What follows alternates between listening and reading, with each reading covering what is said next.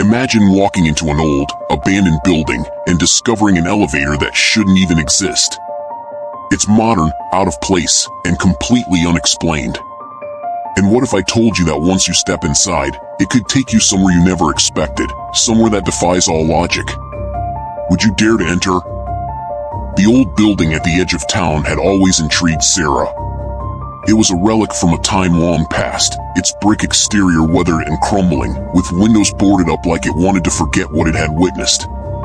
Urban legends whispered about the place, stories of strange noises and unexplainable events, but Sarah never put stock in rumors.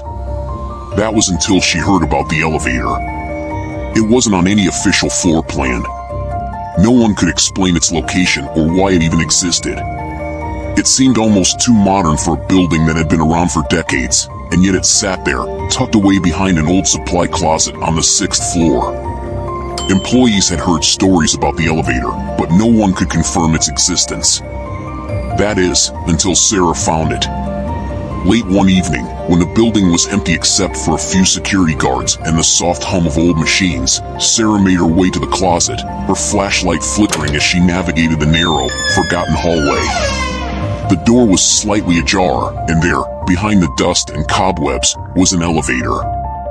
Its metallic surface was strangely shiny, almost too pristine for something so ancient. The buttons inside glowed faintly with a cold blue light, and as Sarah stepped closer, she noticed the faintest buzz, like static electricity in the air. The walls were adorned with intricate carvings of faces, twisted, contorted expressions that seemed to shift with the flickering light. A chill ran down Sarah's spine. A voice, faint at first, echoed from somewhere deep within the shaft. Help me! It was faint, as if coming from the farthest reaches of time. But it was undeniably real. The elevator seemed to call her, pulling her in, urging her to step inside. Sarah hesitated. Her instincts screamed at her to turn and run. But curiosity won out. She stepped into the elevator, and the door slammed shut behind her with a metallic clang.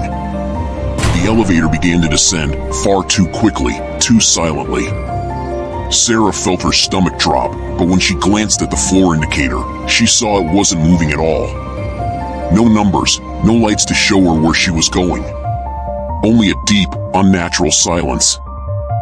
And then, suddenly, the elevator jerked to a halt. The doors opened. Sarah's breath caught in her throat.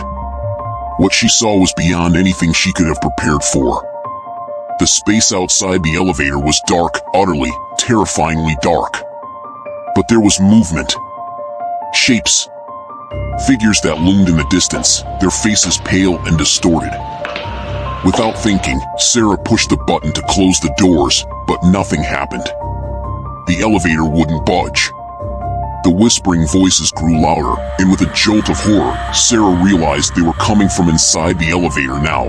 Her heart pounded as the figures began to move toward her, slow at first, but gaining speed with every passing second. The doors remained stubbornly open. Sarah's eyes darted to the control panel, but it was blank now, no buttons, no lights, just a dark, empty screen. The last thing Sarah saw before the figures reached her were their eyes, wide and empty, their mouths stretched in silent screams. Then, the elevator door slammed shut. Now, if you happen to walk past that building, with its broken windows and forgotten hallways, you might hear it again, the faintest hum, the quietest whisper, beckoning you closer. Are you brave enough to find out what it really wants? Like and subscribe for more.